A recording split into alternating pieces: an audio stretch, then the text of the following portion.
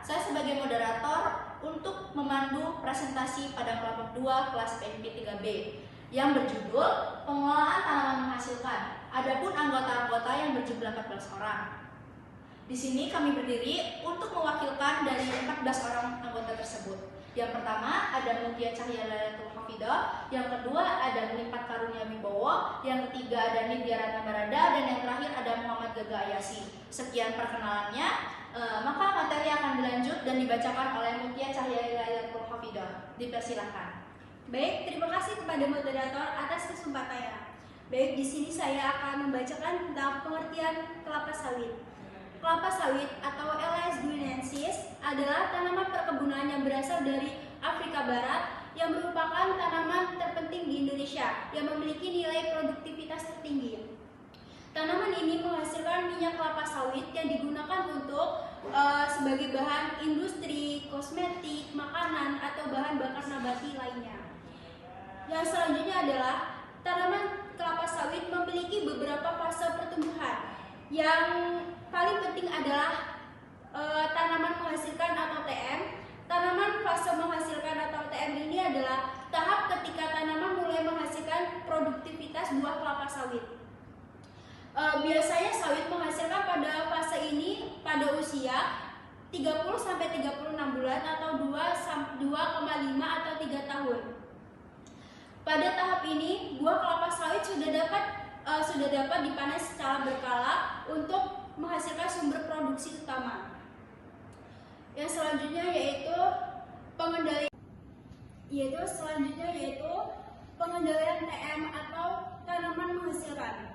Jadi di sini TM memiliki 4 cabang, yaitu yang pertama pemupukan, terus hama dan penyakit, pengendalian gulma, pruning, dan pemanenan. Jadi pemupukan yaitu kegiatan memberikan unsur hara atau nutrisi kepada tanaman yang membutuhkan. Pada kelapa sawit sangat berpengaruh pada hasil, yaitu tentang pemupukan. Jadi fungsi pemupukan yaitu ada 3, seperti membantu tanaman tumbuh optimal. Jadi tanaman akan berkembang atau menghasilkan produktivitas yang tinggi jika pemupukannya dilakukan secara benar. Jadi pemupukan itu mengandung unsur seperti nitrogen, kalium, fosfor, magnesium, dan unsur hara mikro yang tepat. Yang kedua yaitu untuk meningkatkan jumlah dan kualitas buah. Jadi pemupukan yang tepat membuat kualitas buahnya itu menjadi bagus, seperti berat buahnya bertambah, terusan ukurannya lebih besar, dan mengandung minyaknya lebih banyak. Yang ketiga yaitu meningkatkan ketahanan terhadap tanaman. Jadi nutrisi yang cukup pada tanaman kelapa sawit bisa lebih kuat untuk menghindari hama, penyakit, dan gulma yang berada di sekitar tanaman kelapa sawit tersebut. Jadi fungsinya yang selanjutnya yaitu jadi pemupukan itu dapat berupa, pemupukan itu ada 2, yaitu pemupukan kimia dan pemupukan organik. Jadi pupuk kimia yaitu seperti urea dan KCl, sedangkan pupuk organik yaitu seperti pupuk kompos, pupuk kandang, atau pupuk hasil dari kelapa sawit yang telah diolah sebelumnya. Jadi manfaat pemupukan dalam produktivitas kelapa sawit yaitu sebagai pemelihara kesuburan tanah, terus pendorong pembentukan akar yang aktif agar pertumbuhan akar itu berkembang dengan baik. Setelah itu peningkatkan efisiensi fotosintesis. Jika pemupukan dilakukan secara baik, maka fotosintesis itu akan berkembang secara baik atau melalui proses yang seharusnya terjadi. Selanjutnya itu pemupukan yang tepat. Pemupukan yang tepat harus dilakukan dengan mempertimbangkan jenis pupuk yang sesuai dengan kebutuhan tanaman, terus jenis dosis yang tepat, waktu aplikasi yang benar, dan penyebaran pupuk yang benar di sekitar tanaman. Yang tujuannya agar tanaman itu dapat berkembang dan tumbuh dengan baik dan memperoleh produktivitas yang tinggi. Baik, saya kembalikan kepada moderator. Terima kasih kepada Mutia Cahya. Lalu selanjutnya, materi yang selanjutnya akan dibacakan oleh Limpat Karunia Wibowo. Dipersilakan untuk Limpat membacakan materinya tersebut. Baik, terima kasih untuk moderator. Di sini saya akan menjelaskan tentang pengendalian hama dan penyakit. Eh, Hama dan penyakit sendiri yang ada pada tanaman kelapa sawit adalah contohnya yaitu ulat api, terus ada juga tikus dan kumbang tanduk. Untuk ulat api sendiri dia menyerang di bagian daun, di mana daun itu berlubang dan dia lama kelamaan dia akan mengering. Dan setelah itu yaitu tikus, di mana tikus yaitu menyerang di antaranya bunga maupun di buah.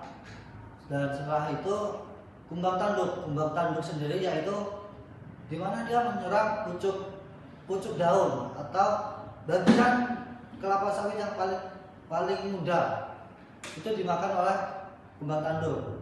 Di mana di sini ada beberapa pengendalian, yaitu pengendalian secara teknis maupun pengendalian secara kimiawi. Pengendalian teknis adalah kita dapat melihat bagaimana sih kondisi di lahan tersebut, yaitu contohnya jika dia agak rapat, dia dapat sanitasi kebun yaitu pembersihan. Di sini dan kimiawi yaitu di mana kita dapat memberikan bahan kimia atau yang dapat kayak kita memberikan bahan kimia yang dosis tepat dan pengaplikasian yang benar. Yang selanjutnya yaitu pengendalian gulma. Pengendalian gulma adalah ini sendiri adalah pembersihan kebun, di mana dia dapat mengurangi kelembapan maupun menghindari serangan hama penyakit itu sendiri.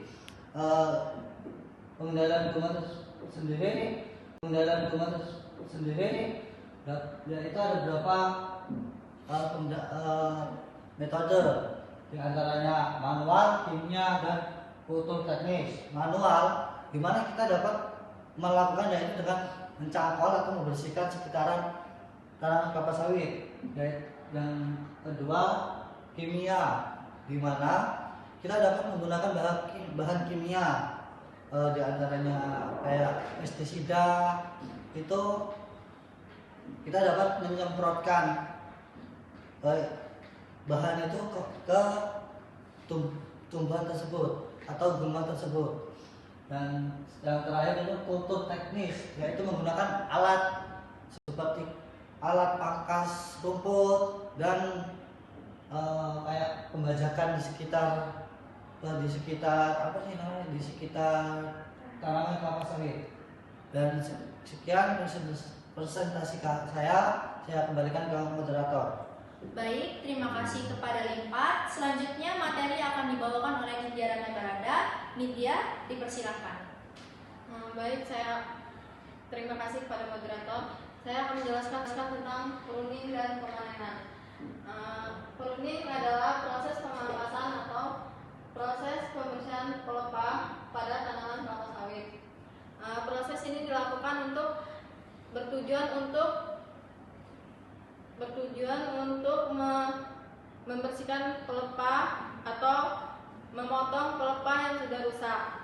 Proses ini dilakukan dengan cara mendodos. Pruning atau pemangkasan ini dilakukan dengan bertujuan untuk memangkas atau memotong pelepah yang sudah rusak atau yang sudah tua.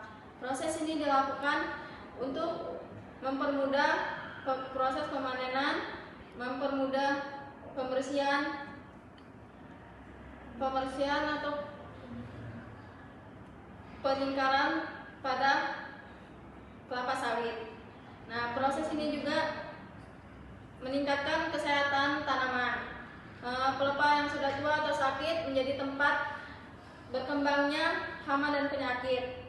Kalau proses ini tidak dilakukan, maka hama itu akan berkembang di sekitar tanaman kelapa sawit. Nah, yang ketiga, kelapa sawit. Nah, proses ini juga meningkatkan kesehatan tua atau sakit menjadi tempat berkembangnya hama dan penyakit. Kalau proses ini tidak dilakukan, maka hama itu akan berkembang di sekitar tanaman kelapa sawit. Nah, yang ketiga, menjaga kualitas buah. Menjaga kualitas buah yang baik untuk menghasilkan VOC yang berkualitas. Selanjutnya ada pemanenan. Proses pemanenan ini dilakukan ketika buah sudah mencapai tingkat kematangan yang optimal. Proses ini termasuk